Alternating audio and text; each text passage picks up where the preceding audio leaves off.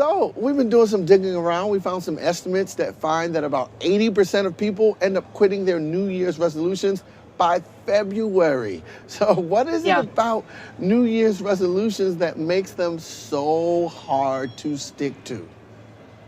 Right. Well, actually, they quit their resolutions usually by Blue Monday, which is the third Monday of January, because often the biggest mistake people make is setting too many self-regulation goals and not setting whatever they do set correctly. So we have a limited amount of willpower. So you don't want to set a million goals that require delaying gratification and saying no to yourself, or even three. Set one, but also set a well-formed goal. And that is the topic of my new book, because I don't think most people know there is a science to goal setting. It's not just about setting a goal. There's much more to it than that. Tell me, what are your Yes. top tips for actually sticking to your New Year's resolutions? You have these performance goals, you have these learning goals. Yes. Now, how do I stick to them?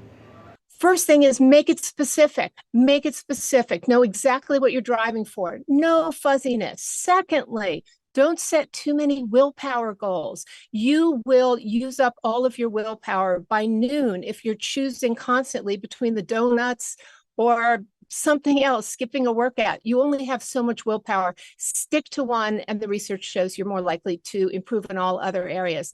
Change your circle.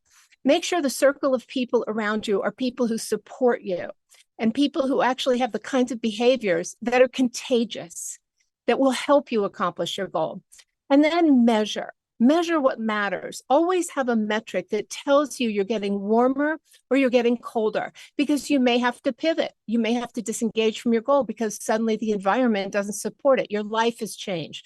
Always know how to have a quit criteria because something has changed. Otherwise, you get into a condition I call stupid grit, where you're persisting in the face of so many obstacles that it doesn't make sense anymore. So there's good grit, but then there's stupid grit. So you have to know when to quit, but you also need to be resilient in the process of doing your goals. So there is a difference between not being a quitter just because you feel like it's harder. Your brain is telling you, I've never done this before.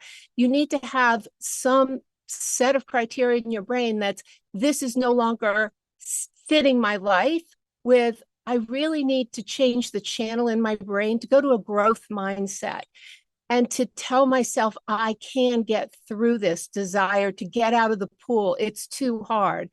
It's too hard to learn artificial intelligence and integrate it with my job. So there is a difference there. So it's make it fuzzy, measure your progress, don't set too many willpower goals, and surround yourself with people who are contagiously positive, who support you, and who might even have the qualities that you want to catch from them.